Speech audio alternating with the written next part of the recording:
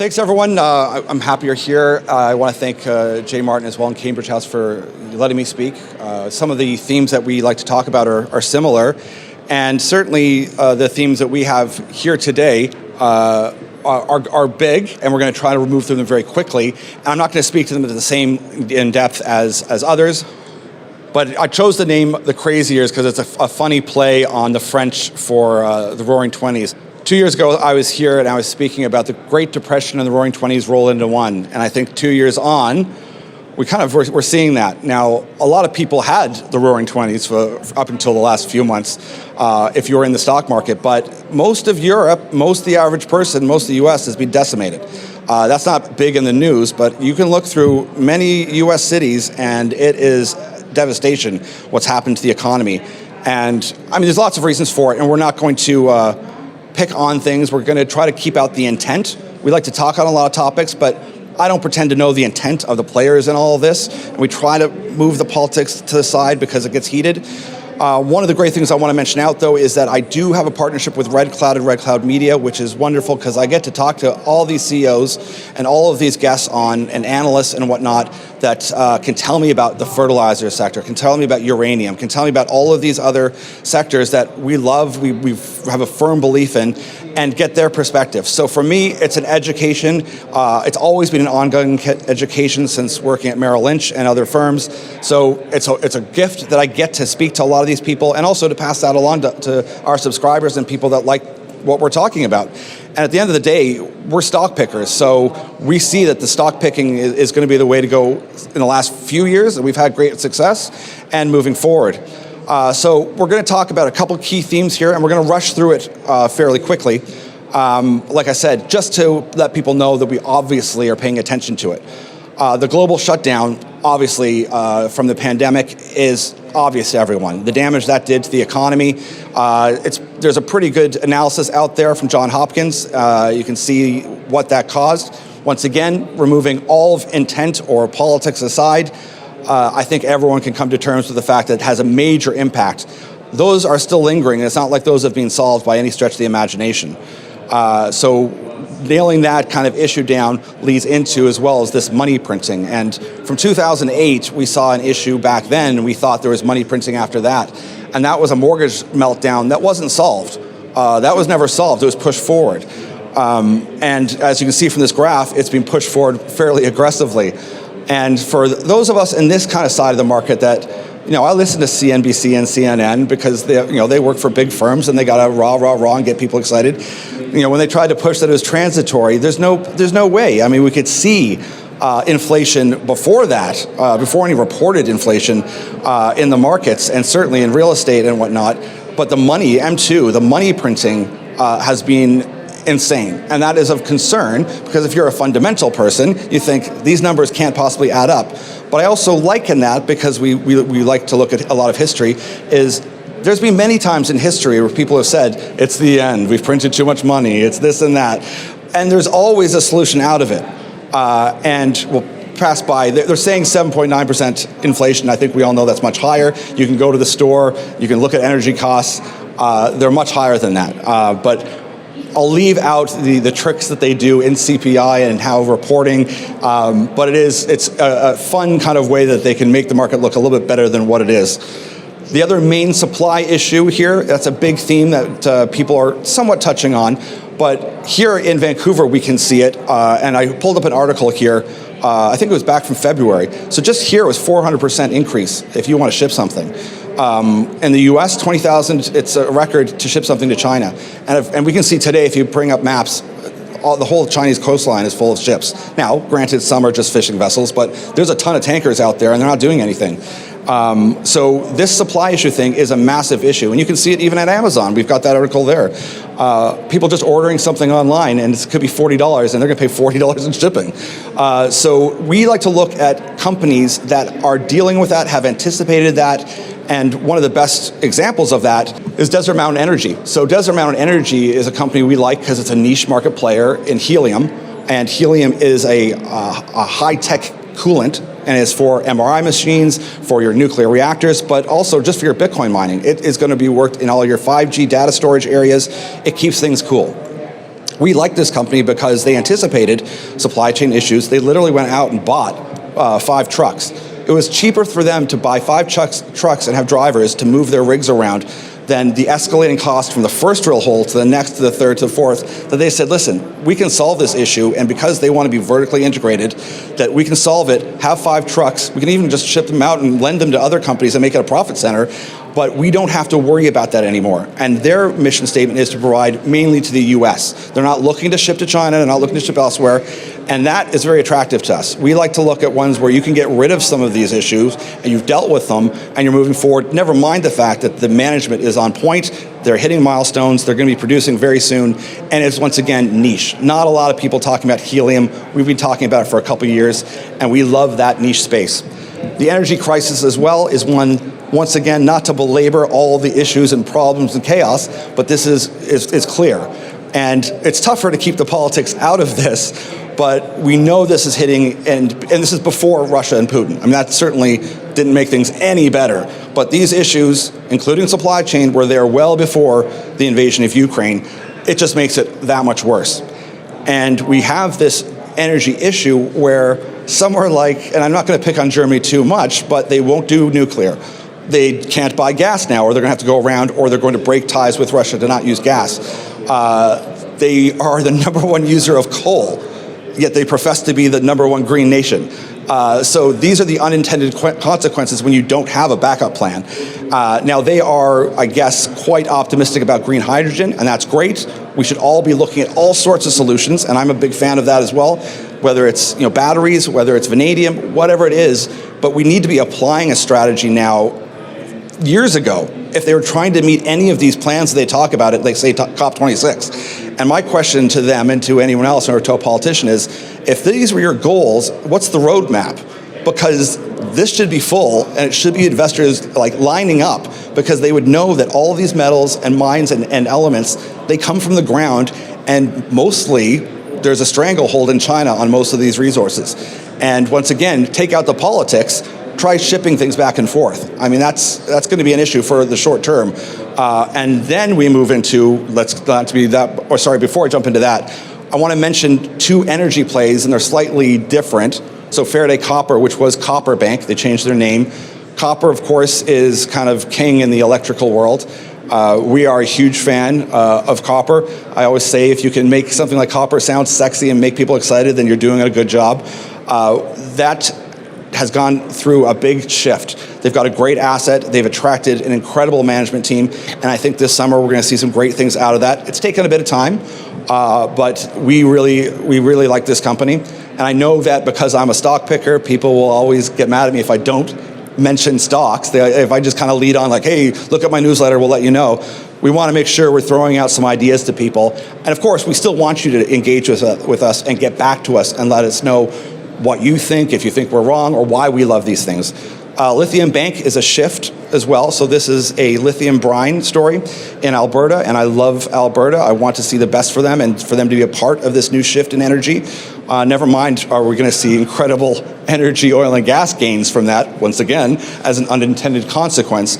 There's a big opportunity here with brine and getting it out of some of these oil and gas wells, and they have a large mass of land up in northern Alberta and partly in Saskatchewan. And this is going to be working towards a PEA, I think, in the summer. But what we're really talking about here is the technology of, can they get the brine out and can it be done efficiently? And my first step to that is look at Lilac and their partnership, which is Bill Gates and BMW. Look at them in partnership with Lake Resources. And if you look, about 10 days ago, Ford did an MOU with Lake for their lithium. So we can see that there are car companies going directly to a mine and also using this technology. And that's where I want people to get excited, is that there's lots of bad news out there, there's no doubt.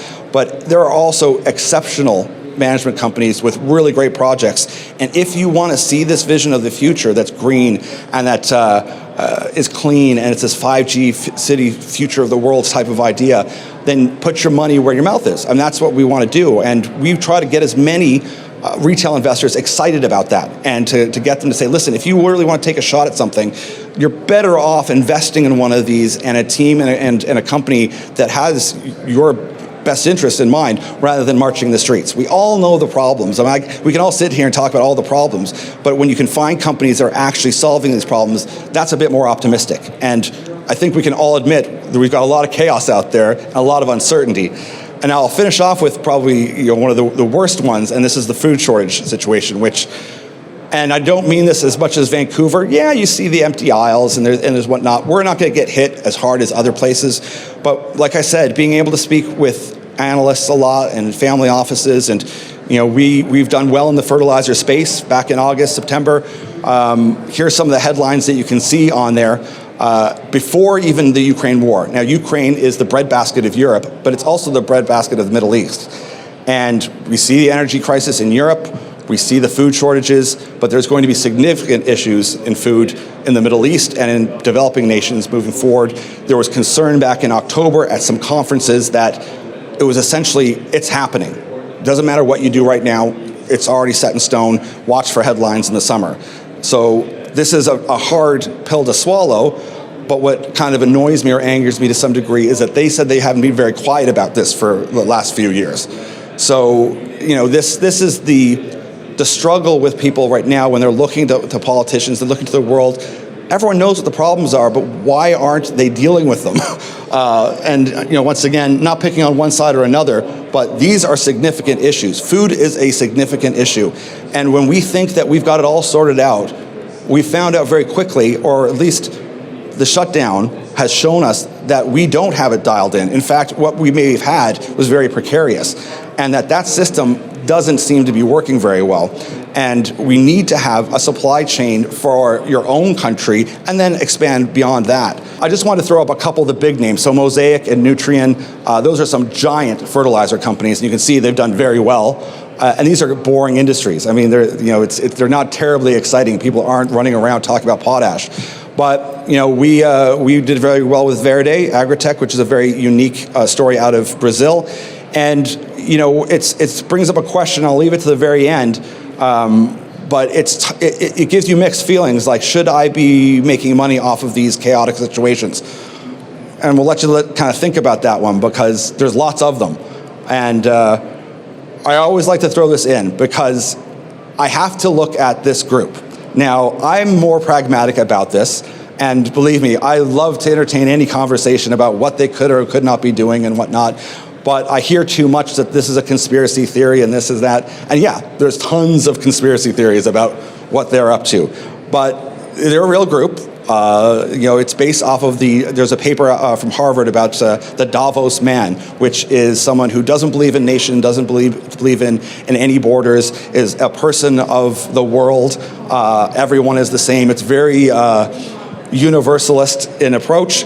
And whether you think this is just a global think tank where, I'll show you some of the companies. I mean, you'll know them all. FANG, all your Facebook, all that. Alphabet, they're there.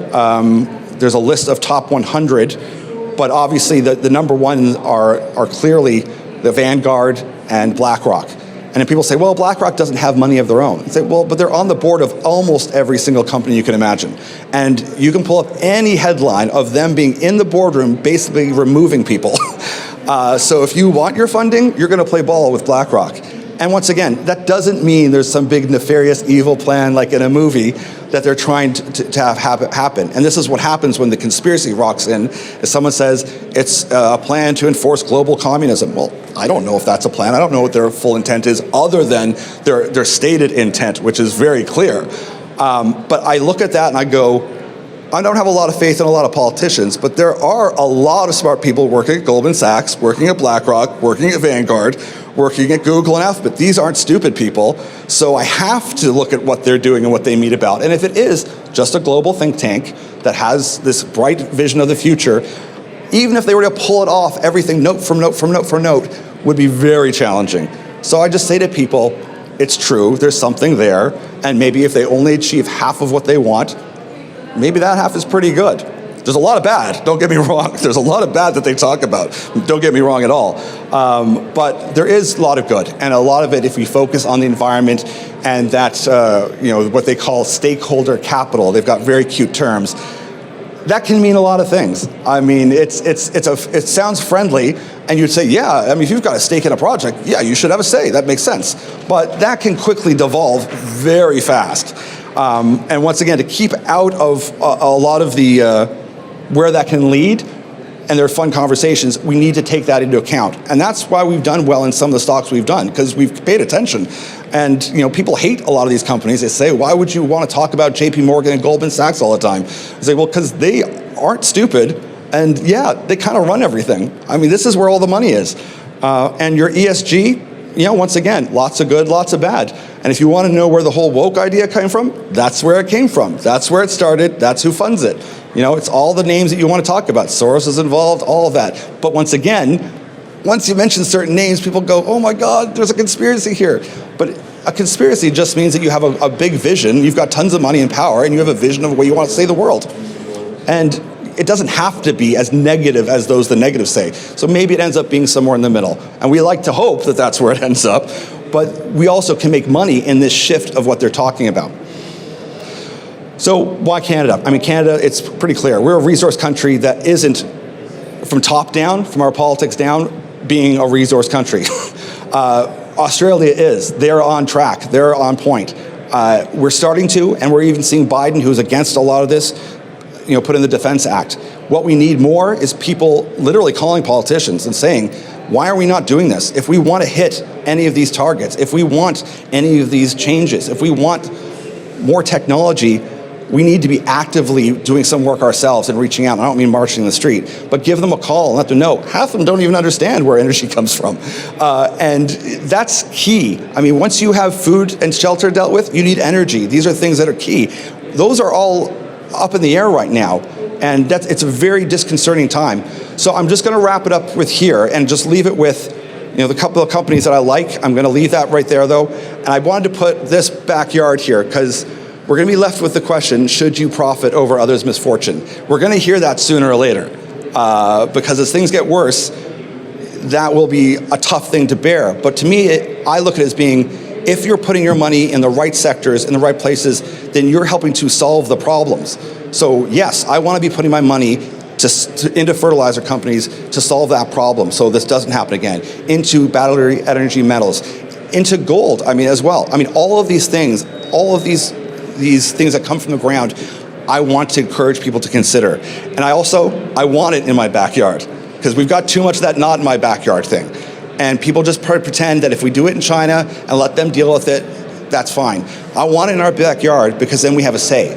And if we get people comfortable and they feel like they've got a say in regulation and they've got a bit of a stake in it, we can also do this and have a clearer goal together to march towards what we're all trying to get to. And that is, a cleaner, healthier vision of tomorrow. And I think if we can all get a goal and latch onto that goal and utilize the capital markets and the amount of intelligence we have in that, then we're going to get there a lot faster. So thank you, everyone. I really appreciate you spending the time with me.